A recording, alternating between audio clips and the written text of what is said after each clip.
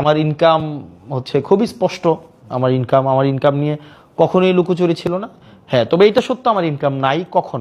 নির্বাচনের পরে আমার সরকারি বেতন ছাড়া আমার কোনো ইনকাম নাই। মানে আপনি না, এখন আমি আমার যেই কোর্সের সাথে আমার এখন হচ্ছে এবার এডমিশনে হয়তো আমি নতুন করে চুক্তি করতে পারি, কিন্তু নির্বাচন পরে, মানে নির্বাচন হচ্ছে আপনার 2026 সালের ফেব্রুয়ারির 17 তারিখ আমাদের শপথ হয়েছে। সবাই জানে আমি 1,74,000 টাকা বেতন পাই এখন। মানে আমার 1,74,000 টাকা বেতন মাসে আসে। এটা হচ্ছে অগাস্ট মাস এই পর্যন্ত। এর বাইরে আমার আসলে কোনো ইনকাম নাই, এটা সত্য।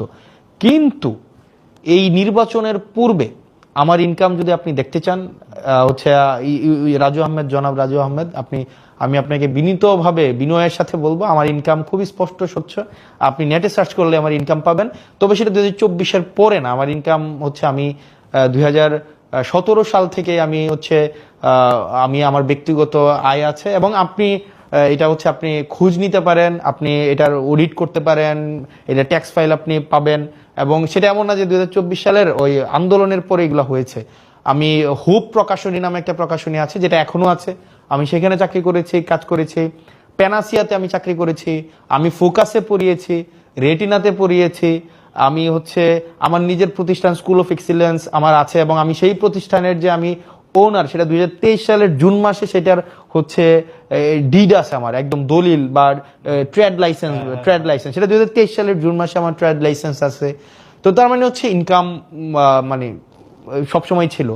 তো এবার যেটা আসে যে উনি একটা প্রশ্ন, ওনার একটা জায়গা ছিল 10-15 কোটি টাকা নির্বাচন করতে লাগে। এটা অসত্য। মানে হয়তো লাগে 50 কোটি টাকা অনেকে খরচ করেছে, বা 100 কোটি টাকা।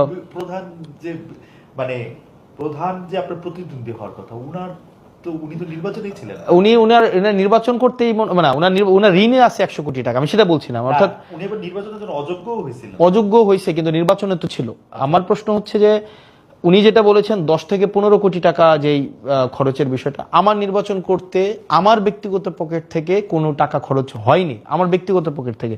কিন্তু নির্বাচন করতে খরচ হয়েছে যেই খরচ মানুষ নিজে দিয়েছে, এবং এটা খুবই স্পষ্ট।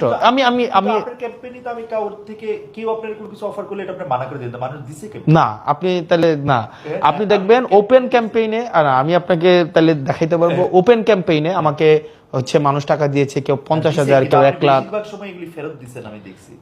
কিছু কিছু ক্ষেত্রে হয়তো ফেরত দিয়েছি, কিন্তু আপনি দেখবেন আমাদের এবং হিসাবও আছে, বিদেশ থেকে কেউ 1 লাখ।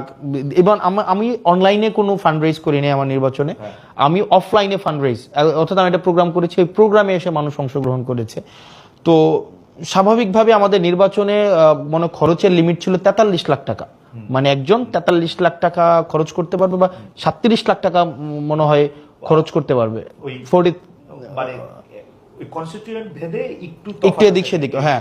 অর্থাৎ 10 টাকা করে পার ভোটার 10 টাকা করে। আমার ভোটার ছিল 4,13,000 ভোটার ছিল। তো এটা প্র্যাকটিক্যালি আসলে পসিবল না যে আমার 4,13,000 10 টাকা করে 40 লাখ টাকা। আমরা দেখিয়েছি 43 লাখ টাকা, এবং পার্লামেন্টে এটা নিয়ে কথাও বলবো। এর কারণ সংসদ সদস্যরা মিথ্যা বলেই পার্লামেন্টে ঢুকে, একদম এটা মানে এটা নিয়ে বলবো। আচ্ছা, এখানে না, ইনস্ট্রুমেন্টাল নির্বাচনে কিছু ইনস্ট্রুমেন্টাল কস্ট আছে, এটা সত্য। ইনস্ট্রুমেন্টাল কস্ট, যেমন এবার পোস্টারিং এ কোনো ইনস্ট্রুমেন্টাল কস্ট ছিল না। যেমন বেশিরভাগ ক্ষেত্রে ইনস্ট্রুমেন্টাল কস্ট কোথায় লাগে, যেমন আপনি ক্যাম্পেইন করাতে আপনি 500 লোক নিয়ে আপনি ক্যাম্পেইন করবেন, তারপর মানুষকে খাওয়াবেন। আর কেউ যদি ভোট কিনতে চায় সেটা তো ডিফারেন্ট বিষয়। এবার আসেন আমার জায়গায়, এই জায়গাগুলো হচ্ছে নির্বাচনের খরচের খাত।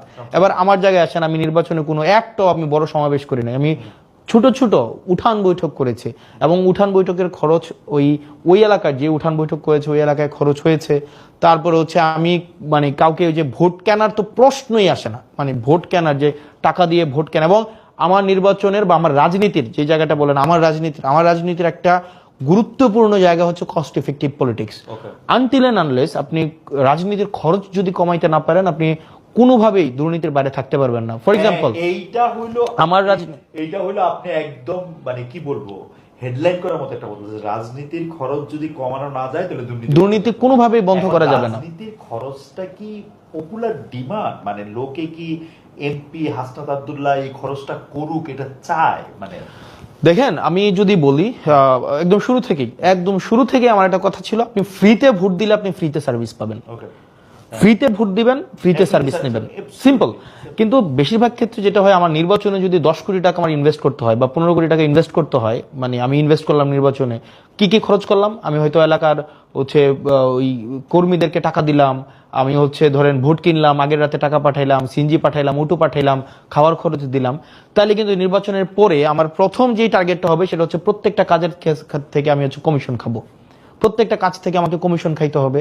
এবং হচ্ছে দেখা যাবে ওই মসজিদের টাকা আসবে 10 লাখ টাকা, আমি এখান থেকে টাকা খাবো, আমার পিআইইউ থেকে টাকা খাবো, ইঞ্জিনিয়ার থেকে টাকা খাবো, পোস্টিং প্রমোশনের টাকা খাবো, নিয়োগ থেকে টাকা খাবো। যেমন আমাদের এমপিদের কিন্তু কিছু নিয়োগেরও আমাদের কিছু আমরা উপদেষ্টা থাকি নিয়োগ বোর্ডের, ওগুলা থেকে আমি টাকা খাবো। এখন দেখা যাবে এটা একটা ভিশিয়াস সাইকেল, মানে এই সাইকেল থেকে আপনি এসকেপ করতে পারবেন না। এই সাইকেলটাকে ব্রেক করাই ছিল আমার প্রথম টার্গেট। সেজন্য আমি একদম ফ্রম ডে ওয়ান, আমি যখন সিদ্ধান্ত নিয়েছি আমি নির্বাচন করব, আমার ছিল আমি যদি 500 ভোটও পাই আমি টাকা খরচ করব না, একদম ফ্রম ডে ওয়ান, যে আমার টাকা ছাড়া। এখন আপনি প্রশ্ন করতে পারেন যে আপনার টাকা খরচ হয় নাই, কিন্তু টাকা মানুষ খরচ করবে, আমার জন্য মানুষ খরচ করছে। এখন